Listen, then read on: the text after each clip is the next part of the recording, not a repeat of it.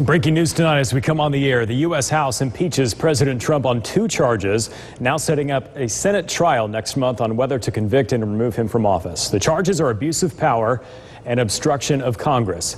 Now, President Trump becomes the 3rd president in U.S. history to be impeached. Voting was mostly along party lines. Camila Bernal is live on Capitol Hill for WGXA News tonight with the breaking developments. Camila, good evening to you.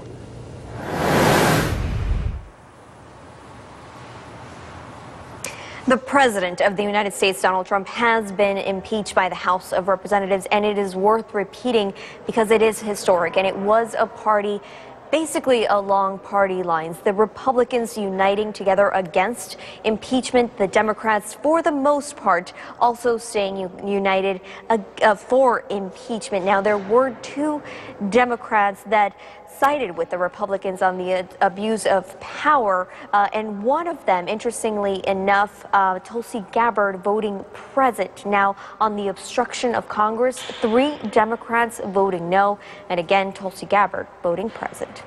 Article 1 is adopted.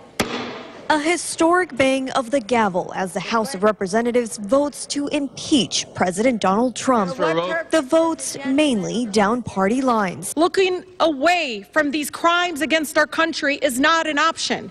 Today's articles of impeachment against President Trump are an assault on our Constitution and the American people. As the debate raged in Washington, nearly 600 miles away, President Trump holding a rally in Battle Creek, Michigan. By the way, it doesn't really feel like we're being impeached, do you?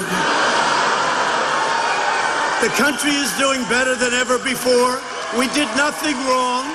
Trump is the 3rd president in U.S. history to be impeached. The president faced 2 articles alleging abuse of power and obstruction of Congress.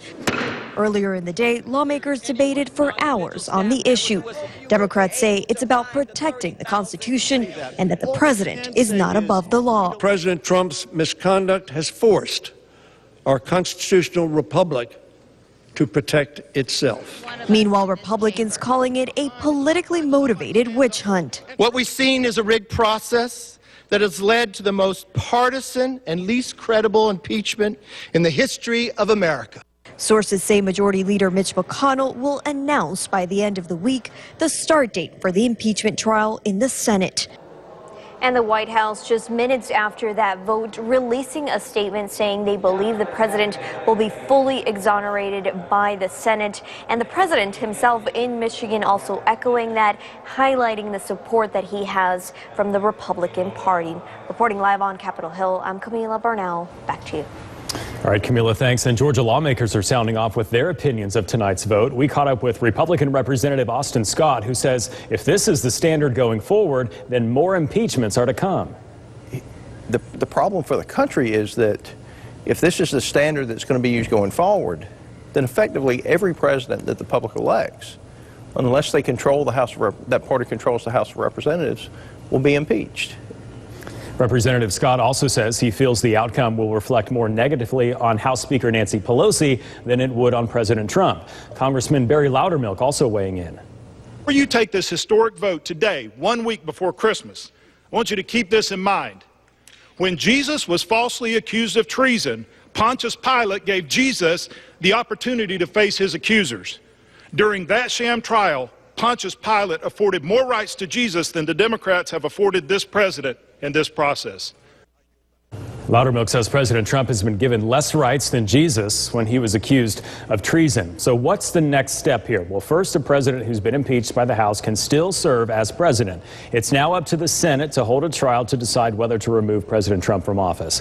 Senators will serve as jurors, and House lawmakers will work as prosecutors. The Chief Justice of the Supreme Court will preside over that trial. The Senate must take a public vote, and 2/3 of senators present must vote to convict in order to remove the president from office. We expect that trial to start in early January. You can stay up to date on air and online at WGXA.tv for the latest developments in the impeachment showdown.